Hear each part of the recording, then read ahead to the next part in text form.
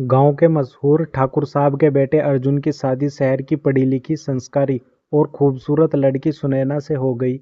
शादी बड़े धूमधाम से हुई और सुनैना पहली बार ससुराल में आई। लेकिन जैसे ही वह घर में दाखिल हुई, उसने देखा कि पूरा घर नंदों से भरा पड़ा था। अर्जुन की कुल 50 बहनें थी।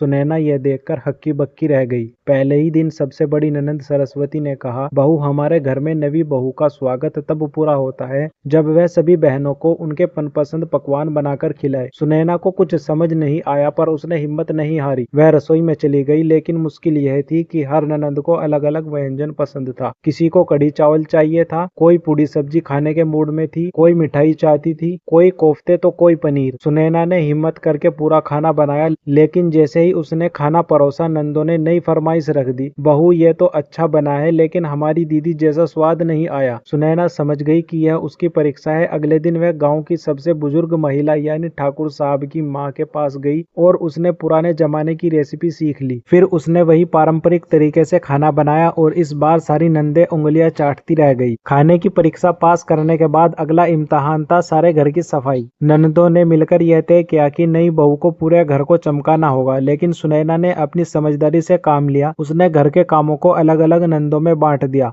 और खुद एक टीम लीडर बनकर सबको मोटिवेट करने लगी। धीरे धीरे सभी बहनें मिलकर काम करने लगी और घर चमक उठा। फिर आया तीज त्योहार का इम्तिहान। इस बार सबसे छोटी ननंद बोली, भाभी, देखना है कि तुम हमारी परंपराओं में कितनी अच्छी हो। तीज पर 16 श्रृंगार करके दिखाओ। सुनैना ने पूरी तैयारी के साथ पारंपरिक साड़ी पहनी, गहने सजाए और जब वह सज संवर कर आई तो सब